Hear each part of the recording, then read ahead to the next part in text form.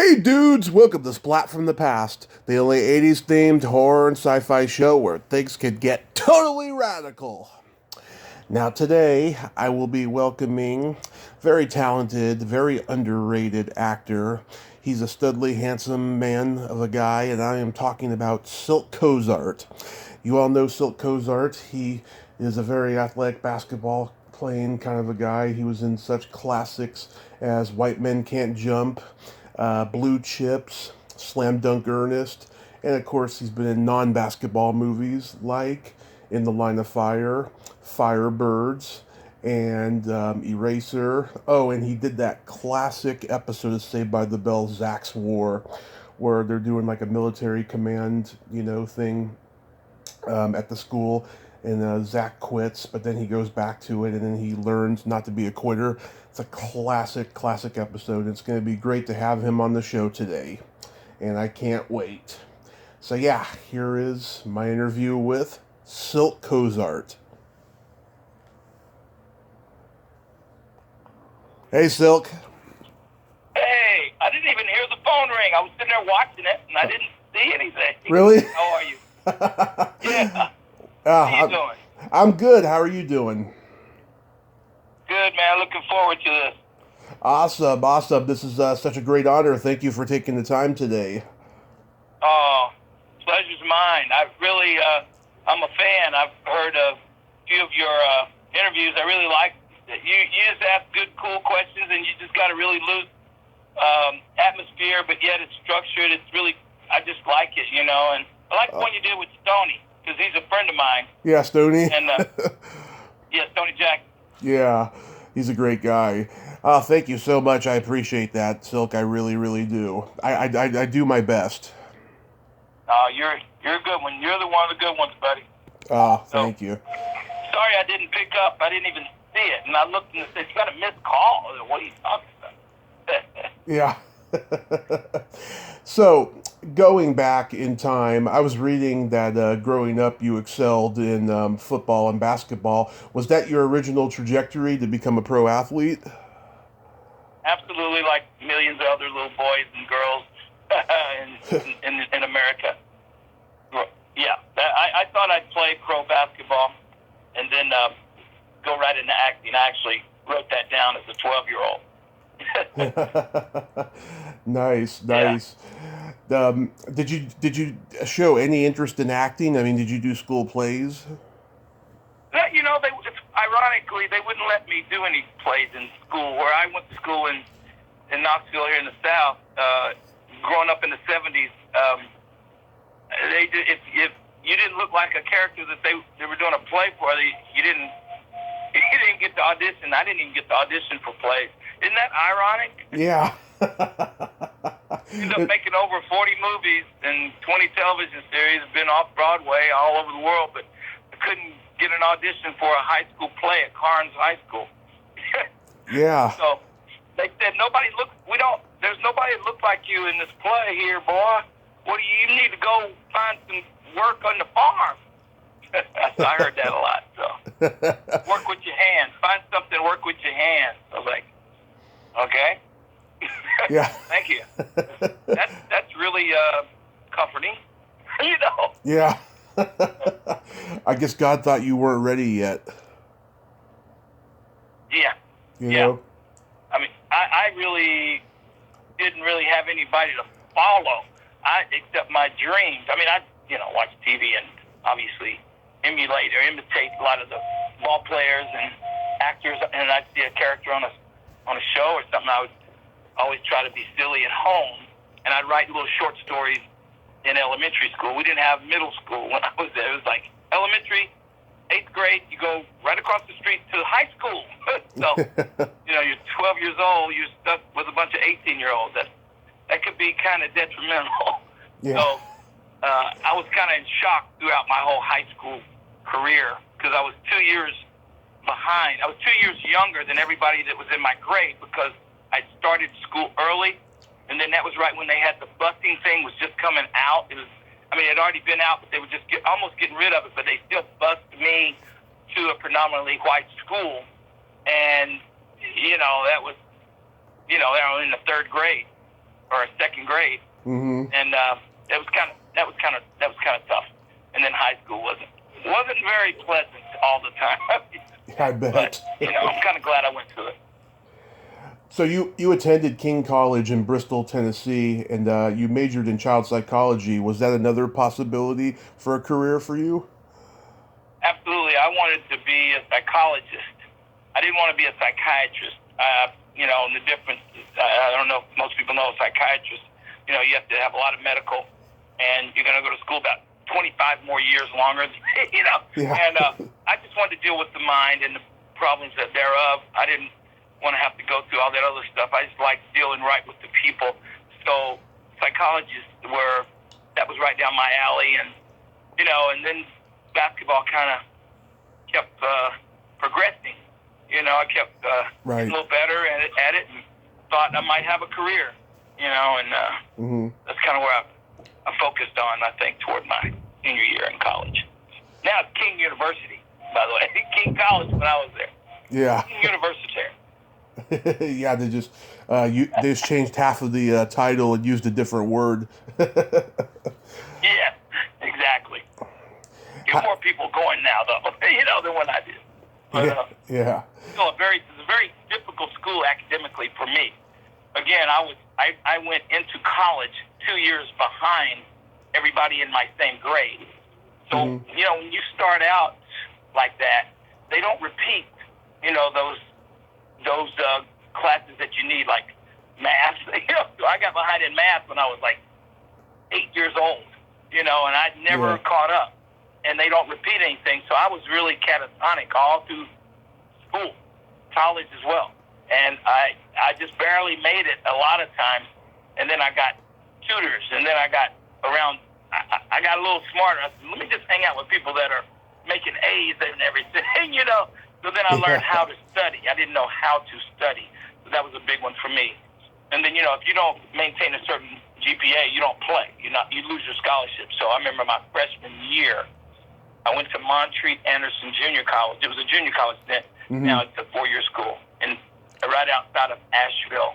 It was in Black Mountain, North Carolina. And just a great school, but, academically, just, people would really, want to be doctors and lawyers to go in there. And I'm like, I'm a ball player. I'm going to play basketball. Yeah. You didn't know, but I didn't know how, like I said, I didn't know how to study. So I got behind my freshman year, and I was wasn't able to play, ineligible, as they say. And it shocked me. I was like, this will never happen again. So I just kind of ended up, doing pretty well academically at the end of my 4 years. It felt like 20-year period going through college, but I made it and got a tryout, with the Nuggets. Yeah. Through a free agent rookie camp. Back then, you had 12 or 14. You get drafted in 12 or 14 rounds, Now, second round is just a tryout. Almost. You don't go first round and, guaranteed $100 million, and you're just trying out for the NBA almost, unless you average 40 points a game. But anyway, that's kind of how that got into. That's where I thought I was going to play pro ball. I didn't think it mattered what college you went to. I was so stupid to think that. To think, oh, well, we don't play on national TV. Well, nobody's going to know who the heck you are unless you're averaging 50 points a game. So Montreat didn't get no love on television. And then when I was going to play at the University of Tennessee, and it was between me and a couple other folks that were going to get a scholarship. And they went with the other person that did real well there, and who's a friend of mine now. In fact, we always joke about things. And, you never know where life is going to take you, though. So I didn't play at UT. That's when I went to King College, so I could actually play, instead of sit on the bench and watch everybody else play. Wow. That was more important. Yeah, I bet going to school in the South your whole life, you didn't have to go through a culture shock. No, I think the cultural shock was when I left the South. Yeah.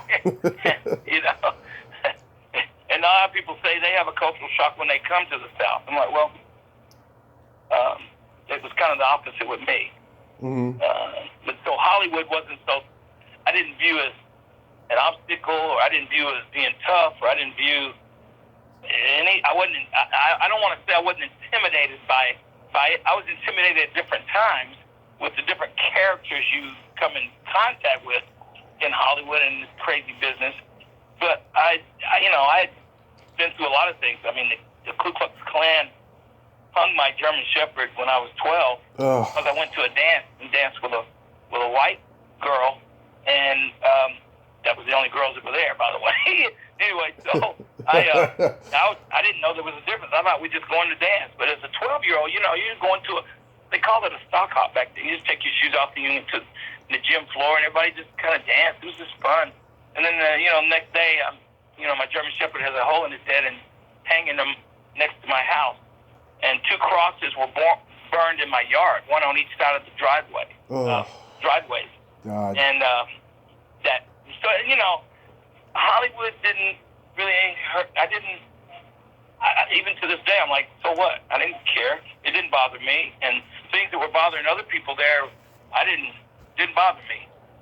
Like big producers that would lie to you and people that would always say, you're the best, and then you never get a phone call. I'm like, okay, so you're the one missing out. You're that stupid, Yeah. That was my attitude. I didn't realize it I didn't really realize it was that way, but it was that way.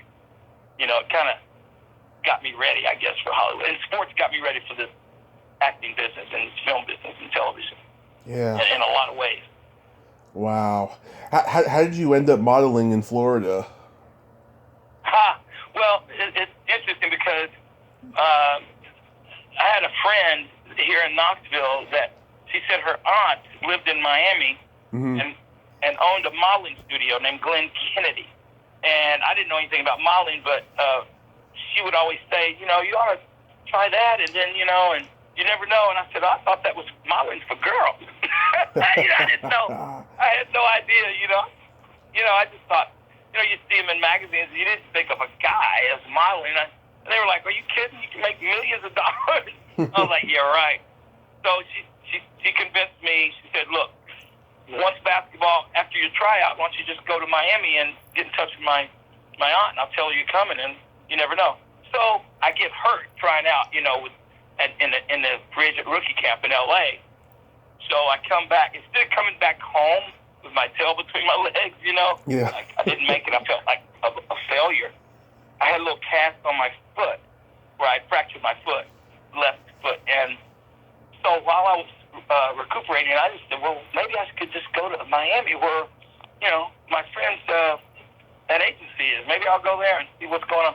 So I limp to Miami, and I'm on the beach, and all of a sudden this camera crew of just a fashion shoot, they were doing a swimwear edition for, it looked like Sports Illustrated, but it was for some other Latin magazine or something. And so one of the people that was on the shoot, I kept watching all these beautiful models walking by, like, golly, and then somebody came up to me and said, hey, aren't you with the group? Aren't you with this group? You better catch up. We got 2 more shots. And I didn't even know what they were talking about, but I got up. I was like, okay, I'm going to follow this group and see where it goes, And they said, well, you're not in, where's your wardrobe?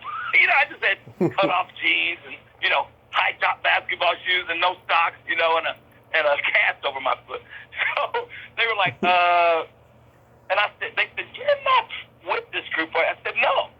And they said, well, you got an interesting look. We'll introduce you to this photographer. And then he said, do you have a book? And I was like, what's a book? He said, a portfolio? Yeah. I was like, no. He said, so you don't have an agent? I was like, basketball agent. I was really, really naive. And he said, no, that's not what I'm talking about. So I ended up going to Glenn Kennedy and letting her know, the agency let her know that. And then so I signed with her, and I started working right away. So I was very blessed, very fortunate to. I didn't do the high fashion modeling like most people in LA. Yeah. I mean, most male models were doing. They're like really tall and thin. They're like 6'3" and 102 pounds, and I'm like 6 feet right even and like 185, 190. So I was, muscular, so I didn't fit their clothes.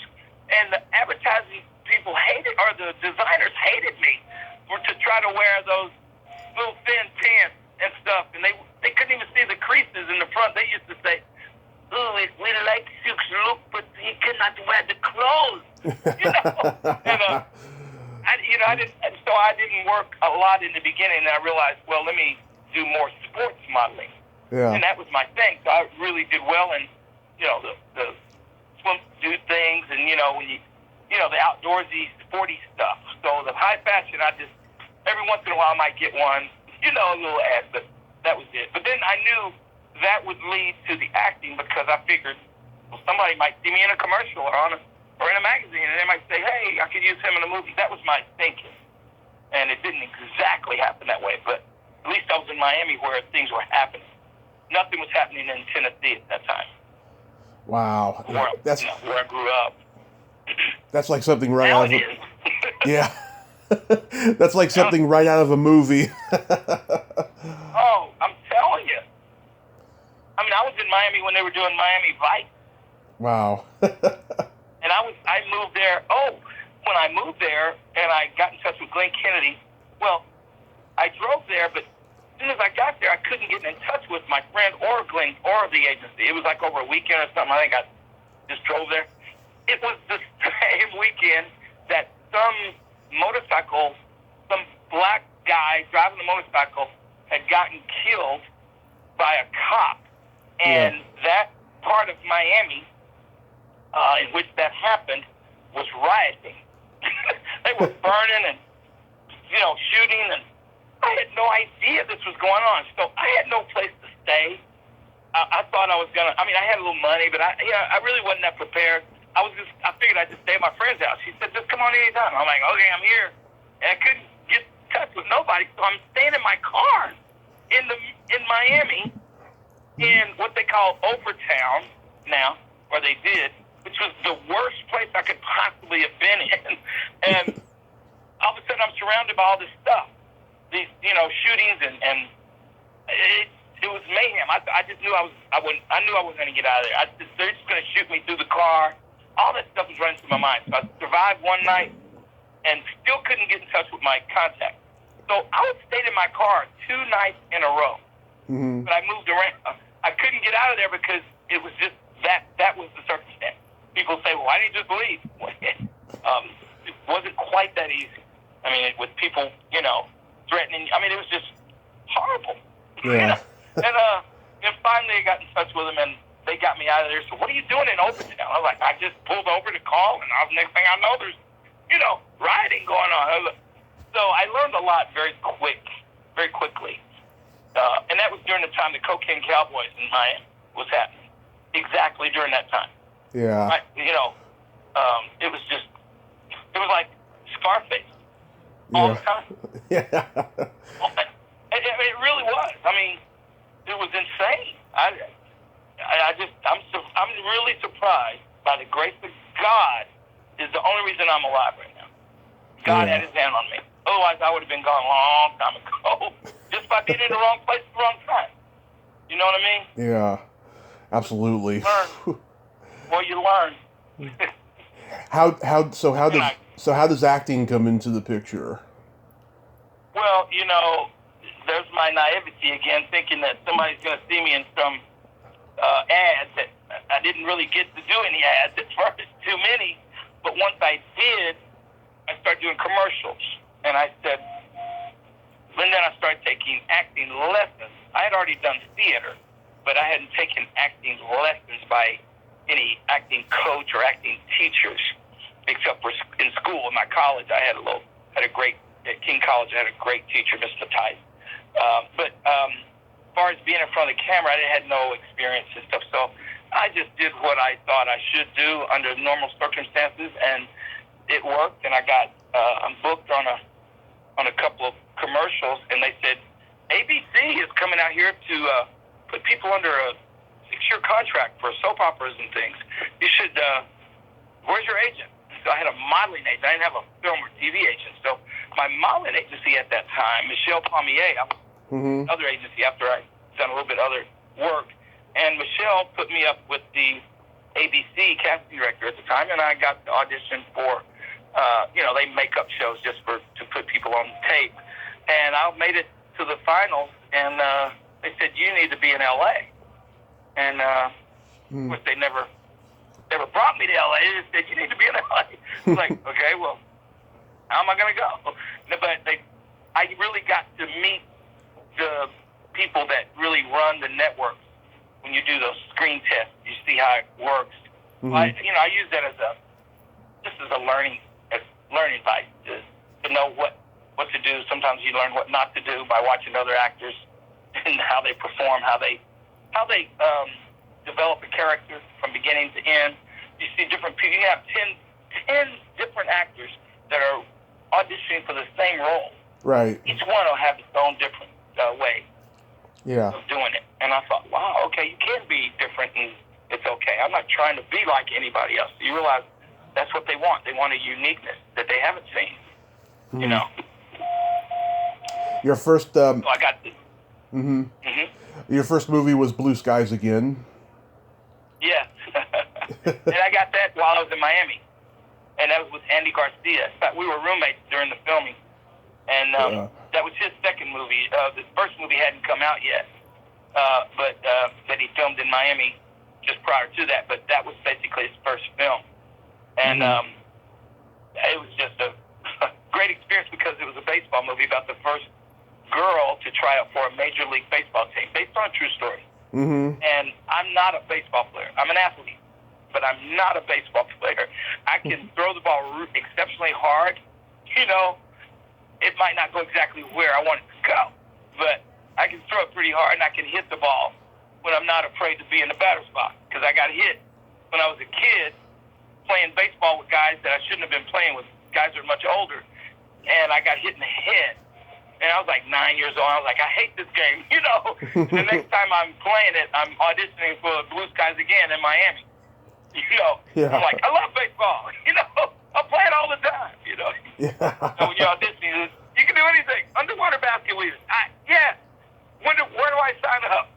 So, it was that kind of attitude. So Blue Skies Again, and they premiered it not only in Miami and New York, but they did a premiere in Knoxville for me. Mm-hmm. Which I thought, and that was Warner Brothers, and it was like a studio thing, and I was like, so I got spoiled by that, by how movies are being presented and how they're, from the production to the distribution. It was just fascinating to me. So then I started thinking about the business side of it as well as the acting. I said, directing, and I think I'd like to direct, but I want to keep acting as long as I can, Mm-hmm. Did you realize during filming that you could actually make a living acting? Absolutely. I knew right away. I said, when I saw Harry Hamlin, who I had just seen in a movie called Clash of the Titans? Love. He did Clash of the Titans, but he did a movie called Making Love. Oh, yeah, that's a great movie. That was a great movie, and it's kind of a shocking thing because, he had a scene with a guy, Yeah. And it's like, I had never seen anything like that before. I was like, did he just kiss that guy? Yeah. Of course, Southern Tennessee, like, all of a sudden you're thrown into that. I was like, whoa, that's different, Yeah. Next thing you know, he's sitting across from you, reading the scenes with you, and you're like, hey, Harry, how you doing? He's such a great actor. He's such a great actor. He is. That I used to get up early, even when I wasn't in the scene, just to watch him prepare for the role, or for how he was approaching the role, how he was everything. I watched everything about him, and also Kenneth McMillan. Oh yeah, was an acting teacher. I ended up being taught by him. After that, we became friends. He's since passed away, but right. He was such a great actor and such a great acting teacher. So I learned from a lot of different talented individuals how their process worked and how their approach was, and then I developed my own instead of trying to copy anyone, because I don't think you can really do anything. I mean, like, I think Denzel Washington is the best thing, he's like, I think, God on earth, almost from an acting point of view. He can do no wrong. Yeah. He's like a perfect actor. Him and Tom Hanks. Oh, the they're here, and I think Meryl Streep is just a little right above them. And she's the best in the world because she takes on a character, and there's no two alike. Some actors, as good as De Niro and Pacino are, you still know it's De Niro and Pacino, but they're still fantastic. You don't mind. But somebody like Meryl Streep, she can be the French lieutenant's woman and be very believable. Deliverance, a Southern woman. Mm-hmm. The French, Sophie's Choice, the French girl. She's Devil Wears Prada. None of them have anything no characters have anything to do with each other. She's perfect on all of them.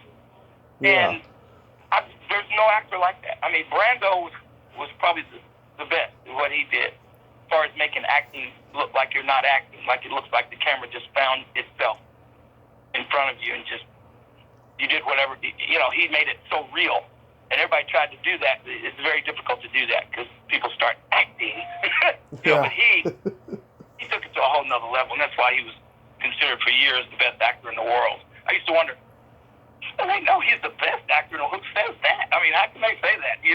Yeah. I realized, you watch his work and dissect it, and then you see people like Denzel, and you go, oh my God, maybe I better think twice about this career. I don't know if I could do that. Yeah. And Denzel's actually the one that got me White Men Can't Jump. It was written for him. Yeah. And the director, Ron Shelton. Ron Shelton, the director, met with Denzel, and Denzel told Ron Shelton about me. And Ron didn't know me. He knew a basketball player named Cylk, but he didn't know I was an actor. And I had played basketball against him for a year almost at the Hollywood Y league games, where just raw ball players come, just hardcore players from the NBA and summer league. Everybody from everywhere comes through the Y, Hollywood Y. Yeah. We had a league, and Ron Shelton was like the Rick Barry of the league. Except he was in his 40s when he was playing, and we were all in our 20s and 30s, and we were like, who's that old man? And he was killing everybody. He was like killing people.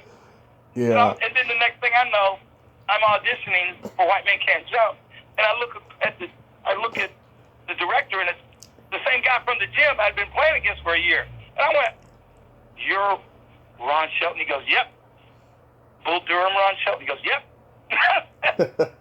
You're like the best in the world. And I looked at everybody else in the room. It was like 20th Century Fox executives. There was like 12 people in there, all in suits, and I stopped, and I said, "Have you all ever seen this man play basketball?" I said something like, "He's unbelievable. He's great." I started talking about him, and anyway, that's how it started with White Men Can't Jump. Yeah. And then you did School Days, Spike Lee. Yeah, that was in '88, so that was prior to White Men Can't. It was a few years before. That was one of my first ones. It was Spike's second movie. School Days was his second movie, which was She's Gotta Have It was the first one. Right. And then first one that made some noise anyway. He did Joe's Bed-Stuy Barbershop. It was the first one. Learned a lot with Spike. A lot. Yeah. Worked with, Larry Fishburne. Well, Lawrence Fishburne now. It was Larry then, Yeah. I heard Marsalis, great musician from Branford Marsalis. You get to meet so many people when you get to do movies like this. It's just you never know who you're gonna, be friends with.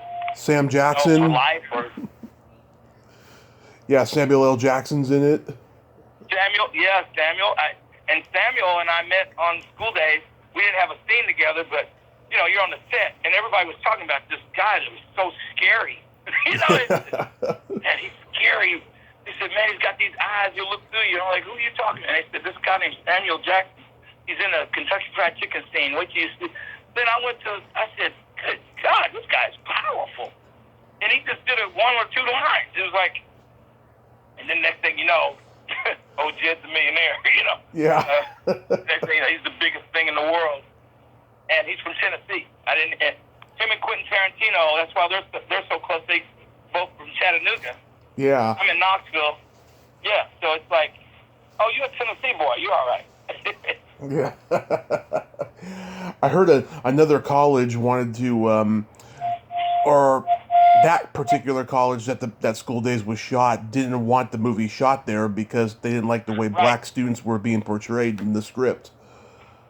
That's true. Well, just prior to that, prior to School Days cast and crew coming there at, at Morehouse and Spelman campus, the Cosby Show, which was the #1 show in the world at the time, they had just spent that NBC money there, and said, it's all clean because it's the Cosby Show, real clean and everything. So we come talking about hazing and, getting the girls in the locker rooms and stuff. They were like, wait, we don't really want to project that right now. They didn't say those words, but, and then Spike goes, okay, how much you want? Then it was about, well, okay, we'll let you guys. I think Spike showed him one script and we shot another one, another version. So, but it was Nick and Tuck there for a while. Yeah. How about he separated us in the very beginning. People don't realize that. It deals with the dark-skinned, light-skinned black folks in the fraternities and the sorority. Right. The black colleges. That's one of the things. And literally, we were separated.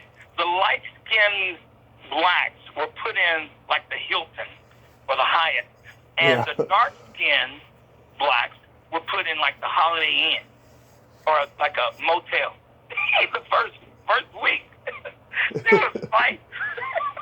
And that's what Spike wanted, because when we started filming, that's when everybody got together and they were like, oh, you think you're better than me, don't you, because you're at the Hilton. And then, what are you talking, screw you, what are you talking? So he goes, yeah, I want that attitude. So he got exactly what he wanted, but it was like serious.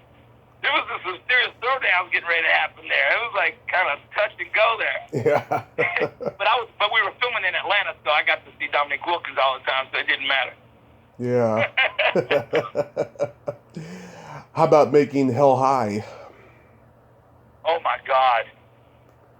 Hell High, I thought, was gonna be like, I'm thinking it's gonna be a huge movie, because I'm like, oh, it's cool, it's about high school. The teachers, where the teachers get back at the students kind of thing, I thought, that's really cool. Yeah. And where we filmed it, I think outside of New York, the section outside, and it was one of my first things I ever did, so I was just so excited. And the director was really a nice guy, and the crew, the cast, I learned a lot with that one. That was one of my first ones. And played one of the football players that drove a motorcycle. Anyway, Hell High. There you go. There's one that I didn't think anybody's ever heard of that I did. Oh yeah. What was it like working with Daniel Beer? You do your research, man. I forgot about you. Yeah, I forgot about how you are. Oh yeah, I do thorough research. It's funny because in the beginning I did minimal because I knew that a lot of people I talked to have talked about certain things a lot, right? And then it got to a point where they're all asking, "Aren't you going to mention this or that?" And then I was just like, "Okay, I'll mention it, but I'll figure out a new spin on it," and that's what I did. Well, you really are a good researcher. Thank you. What was it like working with Daniel Beer in Hell High? Oh, what a talented guy. There's another very natural actor, and just a wonderful human being, just a really good person. And that comes through his work, I think that comes through. A lot of people, it doesn't. The personality, you can't tell because they're playing such crazy characters, but I just really like being around Daniel. We stayed in touch for years. I haven't talked to him in a while, and he stayed consistently. You see him 10 years later, the same sweetheart of a guy, always trying to help people, telling you about this movie and that movie. Hey, did you hear about Paramount's doing this thing, or Warner Brothers is doing that thing, or ABC is doing this? He's always trying to help people, and that's rare. That is so rare in the Hollywood industry. Right. I mean, they don't care. They don't care what happens to you, but he is really an individual that I really look up to him, and have a lot of respect for Daniel Beer. I reached out to him last year, and he knew it, we both knew it was October when I reached out to him. So in his thought process, he probably knew my motive was to talk about Creepshow 2. So he responded with maybe I'll do your show when I have a new project in the works. I was pretty disappointed because I haven't been able to get anybody from Creepshow 2. So yeah. Oh wow, that's funny. Yeah, I stuff like that happens sometimes. I think they kind of know what I'm thinking. Well, and you know what? When you if you're just acting in a project, in a movie or a show, you don't Yeah. have any say so on the outcome of the editing of. You know, I remember talking to Woody Harrelson, who we became great friends after White Man Can't Jump, and we did another movie together, Play It to the Bone, with Antonio Banderas, same director, Ron Shelton. But he used to tell me when he did the movie where he plays the bowler and he has the one hand. Oh, Kingpin? Yeah. Yeah, Kingpin. I said, man, that's got to be one of the funniest movies I've seen on you. And he'd look at me and go, I don't think so. I said, what are you talking about? You perfect in that movie. You're like absolutely perfect. He goes, I didn't get a chance to really. I mean, they made some takes that he thought was better, timing, because he is like king when it comes to comedy. Right. And they just made some different cuts that he wouldn't have made. He said that he couldn't even watch it. He's just at one point. And then after a while, he let it go because it's so successful. You're like, hey, it's making millions of dollars, Wood. Yeah. He's like, well, I guess it's not so bad. I just interviewed the girl in that, Vanessa Angel. Oh yeah. Did you? That boosted her career. It did. Yeah. Did you work with her on Reasonable Doubts? Yes. I don't think we had any scenes together per se because I was Mark Harmon's psychiatrist. Right. Just mostly him and Marley Matten. I think Marley Matten was the girl. She was deaf. Did she sign? Yes. And then one other person. I think that was only my scenes were really with me and Mark for that year. Okay. How about Firebirds? Tommy Lee Jones. What a powerful actor. We almost got in a fight. Yeah. I mean, he's a tough son of a gun. Obviously I've heard. He's the real deal. You don't want to mess with Tommy Lee Jones. I'm glad we didn't get into it. We're shooting in Arizona. It's about the helicopter had just come out. It's called the Apache. Right. And it had just went over to the Noriega thing, and it was one of the ones deployed over there. One of the first. It was $1 million helicopter. It can fly upside down. It flies at night. You use night vision. You can fly inches from the ground and on top over treetops, and very delicate. It's a very delicate bird. It could fly upside down.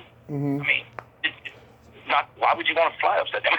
No, but the point is, it could do all these things. And so me and Nicolas Cage, we had obviously never been in that, so we had to sign these releases like, hey, if something happens, your fault. You signed it away. So we signed our life away, and we go on these for about a month. We went to, we were training in these things. It's a certain way you got to get in the Apache. It's like you put your left foot here and your right foot there, and your right hand here and your left. I mean, it's a thing. So we always had a competition on who could get in their Apache the quickest. It's like a thing. Mm-hmm. And I'm afraid of flying. I don't like flying. I'm not just afraid of it. I just don't like it. So I don't fly unless it's an absolute emergency. And especially then, but I was like, you had to. So I was afraid. I was like sick every day that I had to get in that dang Apache. And, flying upside down Mm-hmm. in a helicopter. Yeah. But it was like, it was smooth. So anyway, but Tommy Lee Jones and I had a little tiff. He wasn't the most friendliest guy in the world, right? No, he's not. He would keep his persona in between scenes when you're just walking, going to lunch and back. And you wasn't even working. He would just look at you like he's ready to kill you. And you speak to him, you go, "Hey, Tommy," you go, "Hey, how are you?" And you're like, like scared. You're just saying hello. So nobody was talking to Tommy, and Tommy wasn't talking to anybody except for the director and maybe the producer. So one day we have a scene where I'm just supposed to walk straight ahead the opposite way, and we're just passing each other, and I salute him, and we move on. I just say, Captain, or whatever his name was. Yeah. And we just keep going. Well, there's a pole exactly in the middle of the area that when we're walking, crossing each other. And on the other side of the pole is, we're on the second level, so there's a ramp, like a little fence that separates you from the first floor down there, right? Yeah. And it's not very stable.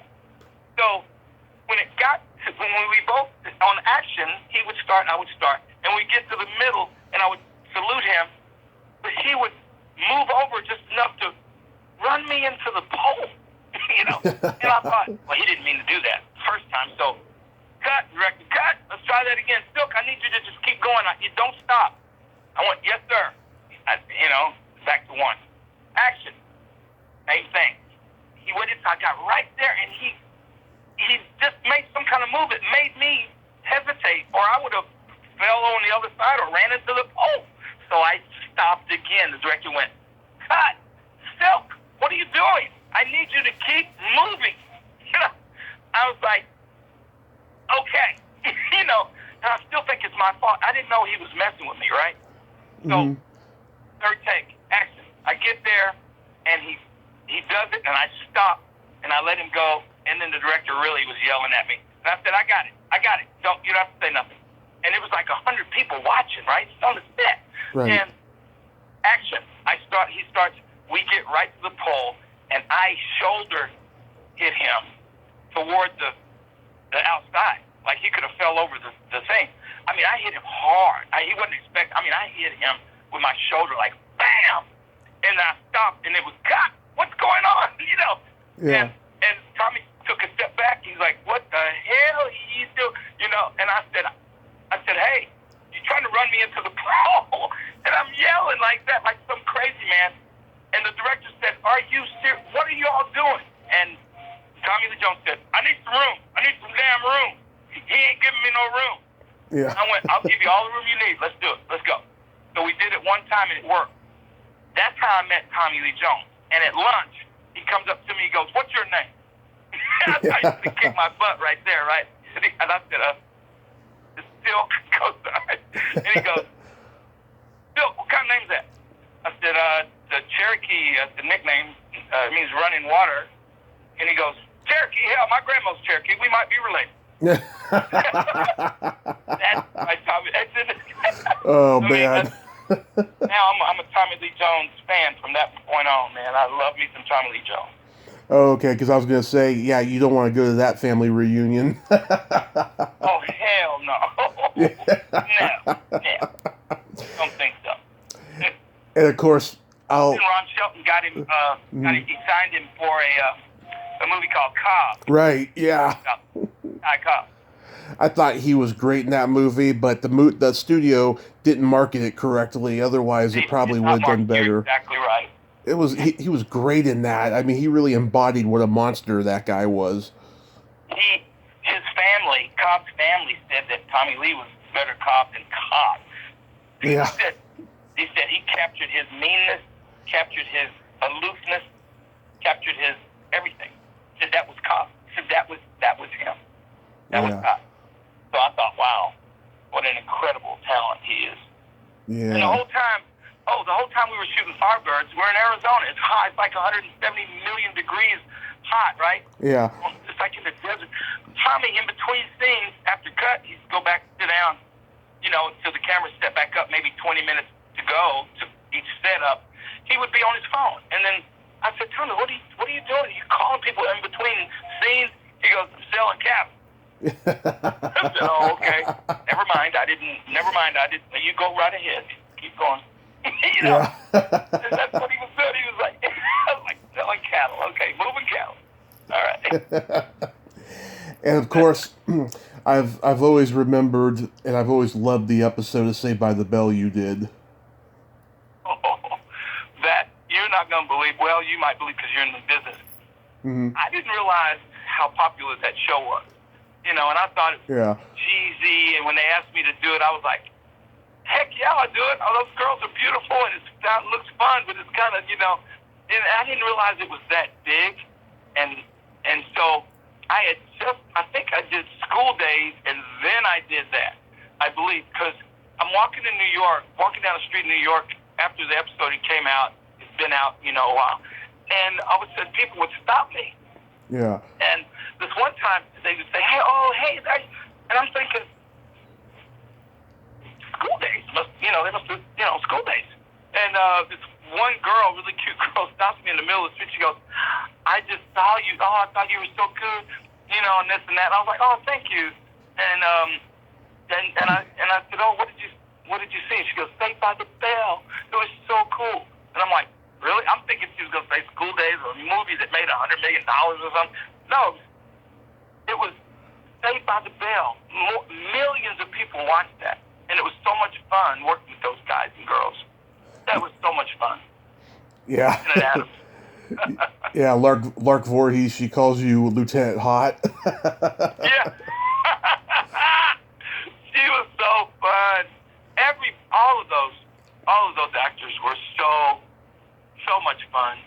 I didn't really get to know the guy that plays Screech, but everybody else was so cool. Not that he wasn't cool, but I didn't really get to talk to him that much. But everybody else, man, it was just a fun time. And I didn't realize that was one of their top viewed episodes. They said that was one of the top 3 in their whole thing, the whole time. I was like, wow. Yeah. No wonder they run it all the time. Thank you, though. Thank you for running it. Yeah, I mean, it's got a great message, about, not giving up. Exactly. And not to assume somebody, because they look a certain way, that they can't perform certain things, and it had a lot of good messages. And, like Fresh Prince, when I did that, Tyra was my girlfriend, and I was like, I'll do it just because of that. But forget Will, Tyra's in there, But that whole era of TV, I don't know if we'll ever have that again. That was just a really cool, fun, and you learn these little lessons. You think about them when you get older, and it's like, that wasn't cheesy. It was just the way they presented it, and yeah, you remember it. It's just really great memories. Great memories there. Mm-hmm. Did word get around that you had a past with basketball, that you were cast in all these basketball movies like White Men Can't Jump and Blue Chips and Slam Dunk Ernest? Yeah. Yeah. Exactly. I mean, White Men Can't Jump was so big that, everybody knew about it and all over the world. And I didn't realize it was that big, so I traveled to Paris or Africa, and they all knew it. But that set the precedent for a lot of things, and people would say, aren't you afraid of being stereotyped or typecast? That's what they were saying. I said, no. I like working. I like to have that problem, okay? Let me get to that point and then ask me that question, okay? I said, I don't mind a movie making $100 million with me involved in it. I think I'll just do that all day long. And I'll take that every year, okay? But we didn't know it was going to be. If anybody said they knew it was going to be the iconic film that it is, they're lying. Because we just had a good time, just having a good time. I never thought I could actually get paid to play basketball and co-star in the biggest movie of its time. And it just. I don't care if people, and a lot of people recognize me from that. I was at the mall earlier. It's like, hey, you White Man Can't, they don't even know my name, but they know, hey, White Man Can't Jump, Yeah. Like 100 years ago, they still recognize, because the millennials are just now seeing these things, Yeah. And certainly people in their 20s and teenagers, they're just now experiencing White Man Can't Jump. It's a new movie to them. And I forget that. So I'm around, they go, hey, man, that new movie. It's like, what? That new movie on streaming? Yeah, that's me, yeah. Can you still dunk? I'm like, well, not quite, That's cult success for you. Yeah, but then Blue Chips, that was a whole different kind of movie, because that was the reality of major college basketball and how they recruit, and that was a lot of reality going on in that film, that now look at how things are in the big college world of blue chippers. they were one and done. You know. Yeah. What was it like working with William Friedkin? It was a process because, first of all, he directed The Exorcist and The French Connection and 12 Angry Men. I mean, he's an iconic director. Mm-hmm. One of the youngest to win Academy Award, of course. And then there was all these horror stories. They said he went. They say he went a little off when he did The Exorcist. Everybody on the set, they said, had problems after that. And they're saying, that when he directs people, if he doesn't like you, he'll hit you. He'll smack you. I'm like, he'll smack me. Hey, we'll be some fighting fools on the set if he hits me. I'm thinking, and then me and Shaq, Shaq didn't know. And Shaq said, man, I heard the director likes to hit people. He said, man, I'll hit him before he hits me. I said, man, he ain't gonna hit nobody. Don't listen to that. So we're in a scene where the actor Tony, he's playing. He's the point guard. Who supposedly had shaved the game. Shaved the game when he was a freshman. And Nick Nolte comes to his dorm room, right, and confronts him about it. Yeah. And of course, he denies it. Well, Tony, the real actor in it, is a friend of mine. He's one of Shaq's friends. But I had worked with him on some scenes, but he didn't really work on that scene that day that much. He kind of just showed up and kind of played it. And and the director, Billy Friedkin, got a little upset. And basically, he kind of got in his face. And all of a sudden, you're seeing tears from this scene. And you're like, whoa, how did that happen? He got him so ready for that scene that he had a quick acting lesson in like 20 minutes.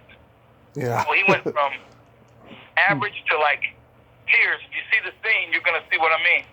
So that's when you have a good director that knows how to get a performance out of an actor.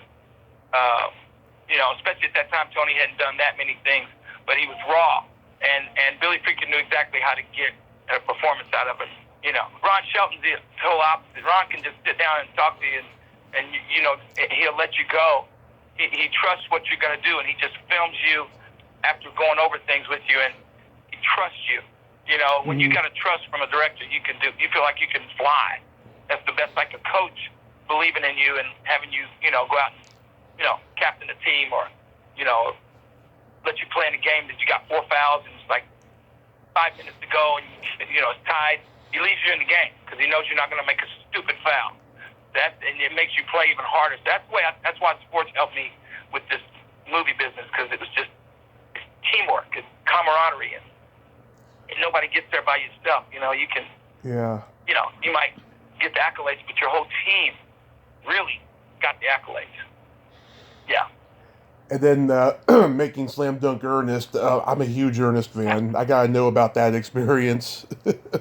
Oh my God, that was the first time I'd ever been to Canada. They filmed in Vancouver, a little bit of Toronto, and I had just turned down to play O.J. Simpson. That was right at the time of the murders, and they made a direct offer to me, and I had just gotten married, right before that. My wife thought I was crazy, for turning it down, but I did.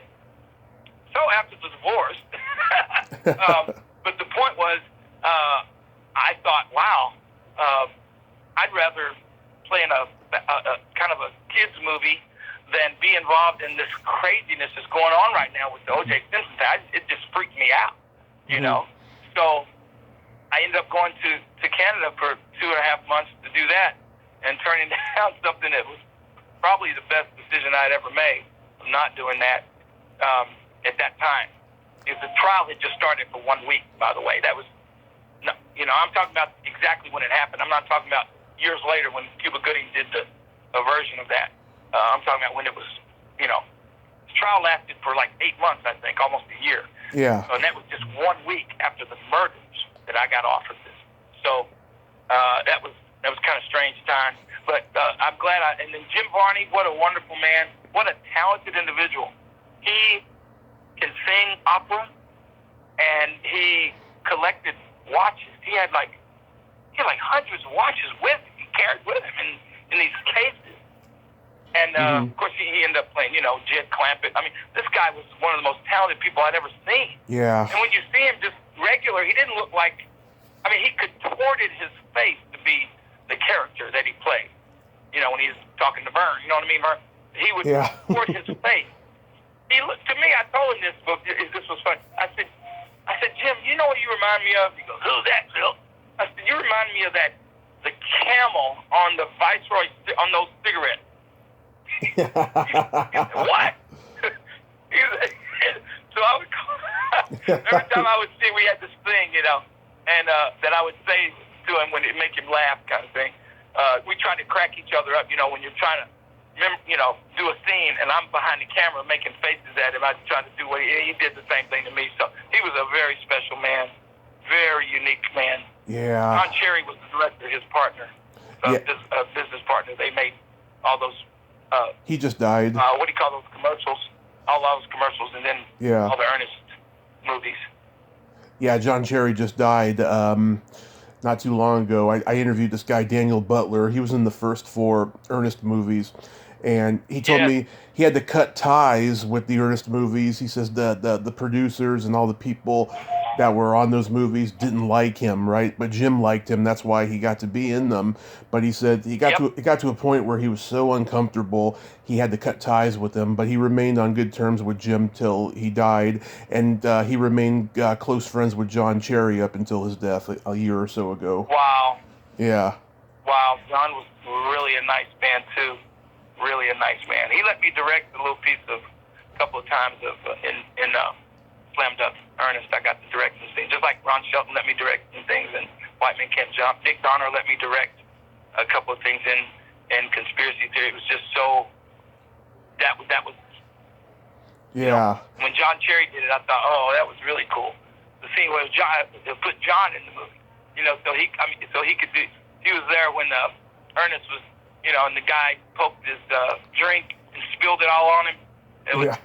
He put it all on. It was he spilled it all over him, and then that was the DP that he handed it to. I don't know if you remember that. He did it twice.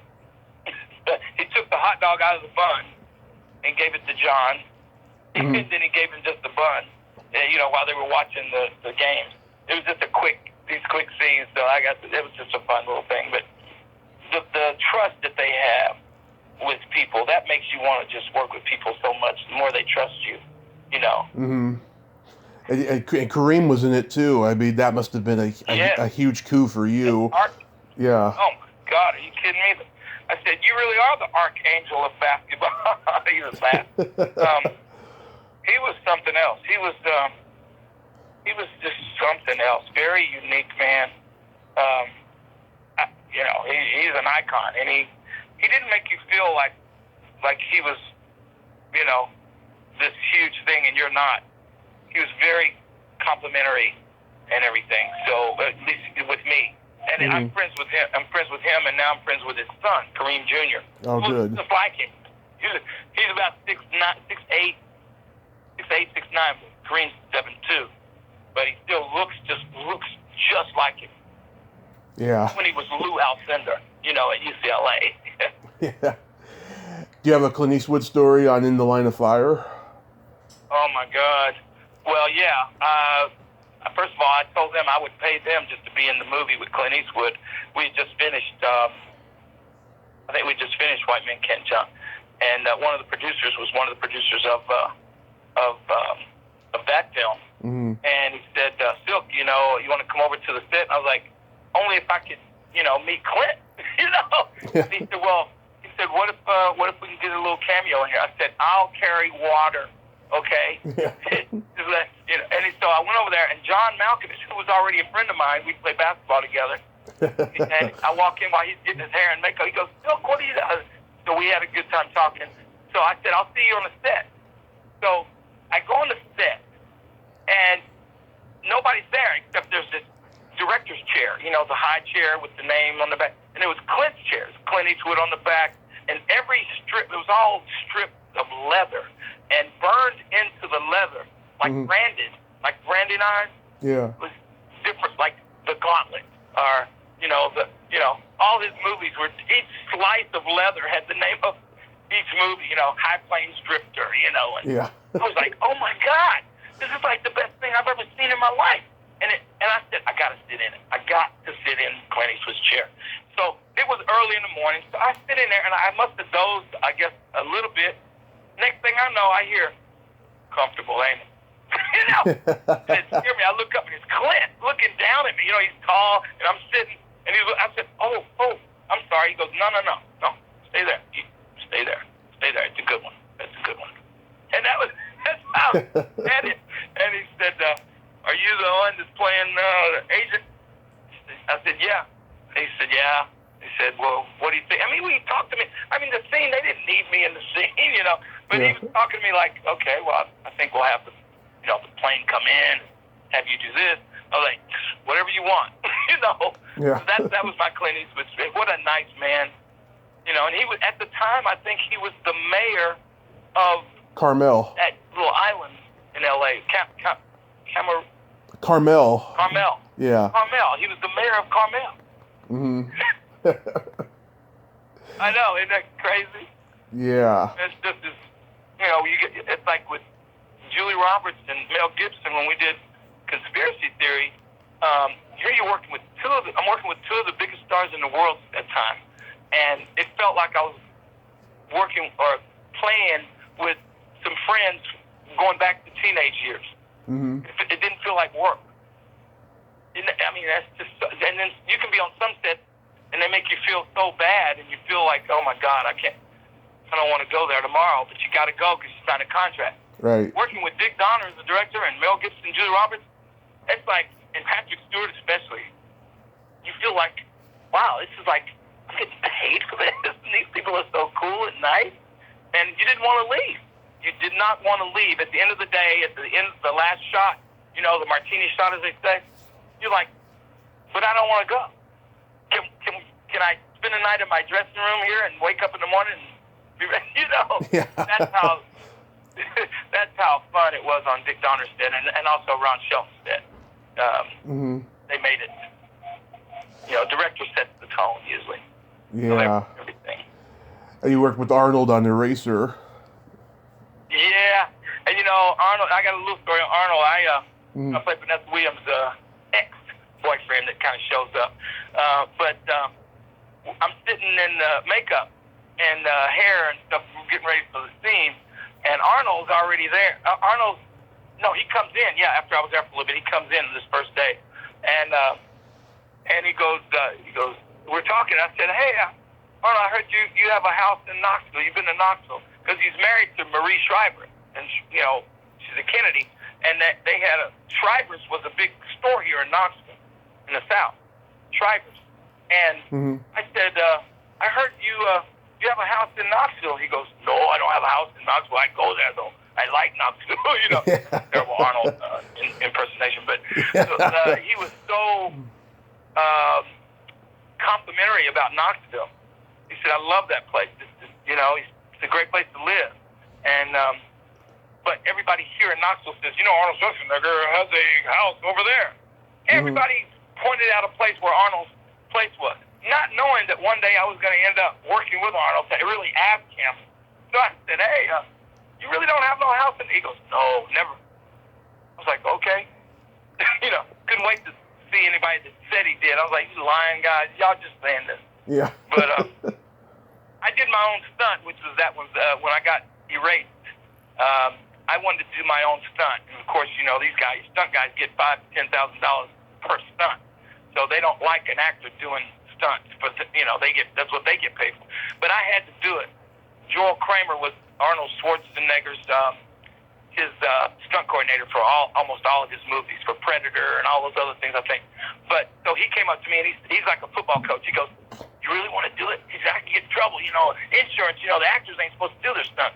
If you get hurt, I'm dead. I said, I ain't going to get hurt. I'm a kickboxer. I'm a basketball player. I play football. I said, I ain't going to get hurt. He goes, okay. So they had me on a pulley system that pulled back, and it went very fast, and I was hanging. I was literally hanging, like with my arms down about a foot off the floor, and the pulley would go bam and hit in the back. and they had a pad in my, between my shirt and my back. So when I hit, and Joel said, just blow out all the air right before impact, so you won't get knocked out. So you won't get the air knocked. I said, I won't get knocked out. What do you mean? And he goes, blow out the air before you hit. I was like, then I started getting really nervous, but it was too late. I was already hooked up in the harness, ready to go. Action, bam! I was knocked out for like maybe 2 seconds. I mean, I was going the whole time going backwards. I couldn't tell when I was going to hit. So Yeah. I literally was. That was me. They actually used my theme when I almost. Well, I did get knocked out. They used it up to a point. You know what I mean? And so it was kind of cool doing your own stunts, but I wouldn't recommend that to any other actors. So do that. I'll never do that again. Yeah. That hurt. Now, really quick. I'll admit that.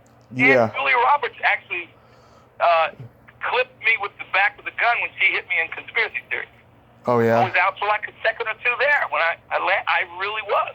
I was out for like just a moment, but it was, and I joked with, I had a big old pad of ice on my head the rest of the day, and I kept acting like it was worse than what it was. And she would go, I'm so sorry. Still got. I said, no, it's all right. I'll be all right. Every day after that, she was like, I'm so sorry. She was the sweetest thing.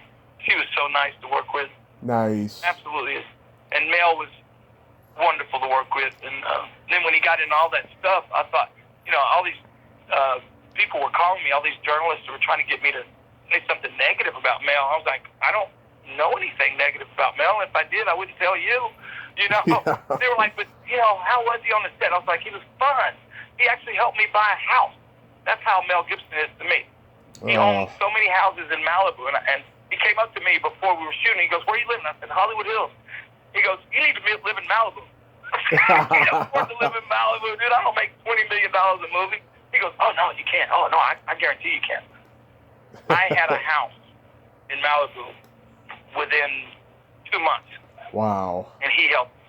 And then it was just, that was my relationship with him. And so, of course, the media didn't want to hear that, how nice he was. They only wanted to hear if he was crazy and used the N-word and all that stuff. And I was like, I don't know what you're talking about. I don't know that Mel. Yeah. No, I know this is the Mel that I know. This is the Julie I know. This is the Dick Donner I know. This is the Patrick Stewart that I know. Yeah. So, that's amazing. That's amazing. Now, really quickly, because I know you have to be somewhere at a certain time, I was reading that you're involved in a lot of charities, like you're an advocate for people with multiple sclerosis. How did that come about? yeah. When you just pay attention to people around you, you realize, how fortunate and blessed you are. And then I always thought when I got in position, I was going to help everybody I could, every child, every old person that needed, every person that didn't have a voice. And if I had a voice, I didn't care what it was. I didn't care what color it was. I didn't care where they're from. And so I was approached once, White Men Can't Jump was such a big movie. And I was like kind of known all over the world. It wasn't just America. So I would go to different places. So I would get involved in different things that I could, help. And I'd been doing that since I was a teenager in Knoxville. I was volunteer fire department. I used to help save, dogs and cats and stuff out of fires. And so I always had that desire. So I thought, well, wait a minute. When the light is on me, I need to shine it on the people that need help. And so I had that mentality. And so every movie I would do, I would try to donate my time, money, and effort and things for any organization that just about anyone that approached me, I did. And it got to where I didn't have time to do everything, but I would, one year I would do the Children's Hospital. Another year I would do multiple sclerosis. Another year I would do Tourette. And I would every year or every movie, I would do something to use the PR that I was getting to showcase somebody that needed help. And they don't put you on TV for that. They don't tell people you do that, and I didn't do it for that reason. So I'm always amazed when somebody says, "Hey, I heard you help raise millions of dollars for the crippled children." I said, "Yeah." They said, "Why didn't you tell people? People need to know that." I said, "Well, people that needed to know already know. Just help them. That's all it was for, Mm-hmm. Now, if I got a movie coming out, you can tell people about that, you know. So, yeah, it's always been in me. My mom, I got it from her. You know, she'll help anybody that, you know, even when she needs help, she's still trying to figure out how to help somebody. So I think you either have that in you or you don't, you know. Yeah. I think success and money and fame only enhances who you are. I don't think it changes you. I think if you're a really cool person before you become famous or wealthy, you're just going to be a wealthy, famous, cool person. If you're a jerk and a butthole before you become rich and famous, usually you become a rich and famous butthole. You know, that's usually the way it works. You know. Yeah. So, I was homeless for almost 4.5 years. Me and my mother both, and we tried to go through wow. those programs to like help the homeless. They are so bureaucratic and full of shit, I'll tell you. And Oh, yeah. I want to be in a position someday where I can change that. I really do. Well, you're headed that way, my friend. The way your approach to business and your show is getting, you know, more popular and more famous. And I'm honored to be on your show. And you've got a fan and a friend here. And if there's anybody you would like to be on the show, if I have a relationship with them, if I can contact them, you let me know. I'll be glad to. Like Tony said, I forget who you said you wanted to talk to. He said, "Oh, I'll call him, tell him right now." You know, that's the way I feel. Yeah. So you just keep doing what you're doing. I should go back and listen to who that guest was too. I forgot. Yeah, I don't remember the name, but and I'm not surprised. Tony is that kind of guy. He is a sweetheart and really talented man. Just a kind man. Yeah. Over the years. Yeah. He he's he repped high school basketball games and stuff. He did that. He did that for a long time. I don't know if he's still doing it, but he would do that in between movies and stuff, just because he loved being around that atmosphere. And he's a really good basketball player too. It was in fact he would have probably been where Wesley is if he'd have done Wildcat. You know? Yeah. And Wesley and Ron had me in for that role until New Jack City came out, and then Fox said, "Put your Cylk somewhere else." Put Wesley in that lead. Put Cylk in the co-star, and so I didn't. I'm not complaining. You know what I mean? My Big Can Jump changed my life in a lot of ways. So, I think just to be a part of a lot of those movies. If you're a part of one successful movie or a TV show, it's manna from heaven, just one. And I've been so fortunate to be in several, and they take care of you, the rest of your life, the life of the movie. People say, you make money on those movies? I said, well, did you see the movie? Yeah, well, I made $1. I made about 50 cents just now. It's a blessing. Yeah. Hey, Cylk, do you have any upcoming projects that you could mention that you want to plug, or anything that got shelved because of COVID? My directing debut. I directed a movie. It's a documentary called. We changed the name of it several times, and I hate to say that, but Ball of Confusion is the name of it, and it's the history of basketball and its global impact on society.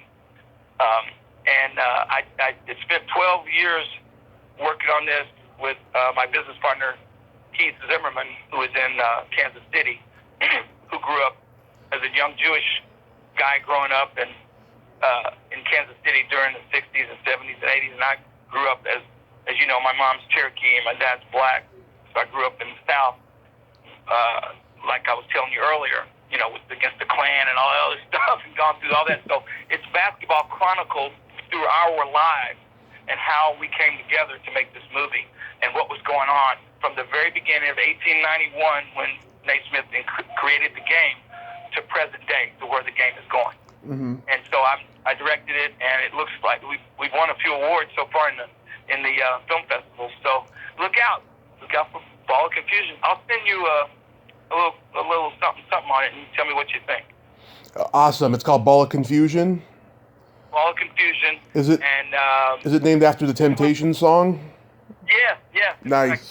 That's why I did it. So that I thought, wow, in 1968 it was the #1 song in the world. And plus right now, look at the world. It's a ball of confusion. Yep. And we have the Last Temptation that's singing on it. So, he and I both are singing on the. We remade the song, and Mr. Evans, Yeah. So I think, and people don't realize it's me, and that's kind of funny.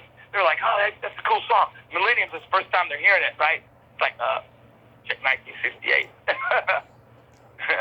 Yeah. But anyway, that's something. Then I'm doing a movie called Inherit the Land. It's about a girl that was born during the slavery times, right? And then got out as a young girl, and her father was born shortly after that, the turn of the century, actually. And next thing you know, the two very wealthy white ladies in North Carolina, a place called Marvin, North Carolina, at the turn of the century, they left 800 of prime real estate, 800 acres to this little black girl and her father. And at that time, black people couldn't, own land.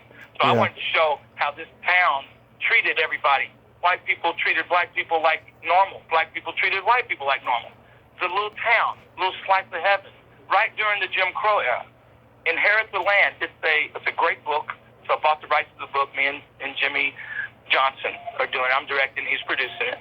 And Gene Stowe wrote it. Just an incredible story, Inherit the Land. And we're in the beginning stages of that filming it right now, going back and forth to Marvin. Wonderful. So that's a real important piece because it shows how all black people were not slaves. All black people did not pick cotton. All white people did not treat black people the way that they're depicting it on the media and all this stuff. So I wanted to show normal people that were black and white that lived in this community like normal people, Yeah. And so we've seen all the other crap. Let's see something that they left out of our history books. So anyway. Yeah. But Ball of Confusion, I'm really proud of. We're one of 4 films out of hundreds that they looked at the, I think, the Berlin Film Festival and the Barcelona and the Toronto. So we're doing the circuit for the film festival right now. Of course, they're virtual. There's not many, they don't have people in the theaters actually to all of them. Some of them they do, but it's doing real well right now. So we hope we can get it over in China and all over the place. Awesome. Well, Cylk, thank you so much for coming on today. I'm glad we finally got to do this. Oh, I'm glad thank you for reaching out, and hopefully maybe we can do it again when one of the films or something comes out. We can come and talk about it. Anytime. Yes, just let me know, and stay safe over there, and have yourself a great day. Sure. You too, brother, and hope to talk to you soon. Okay. Bye-bye. Bye-bye. Well, there you have it. Cylk Cozart. Ain't he a cool dude? What a nice guy, huh? Humble guy, and he's very passionate about charities and his projects and what have you. He's a great all-around stand-up guy. I like him an awful lot. He's the real deal. If you like this video, everyone, please subscribe to my YouTube channel, add me as a friend on Facebook, join my Tommy Kovac comedian page on Facebook, follow me on Twitter and Instagram, and all that fun stuff. Well, that's all the time we have this week on Splat from the Past. Until next time, this is Tommy Throwback Kovac saying, there's no shame in living in the past, because the present sucks. Later, dudes!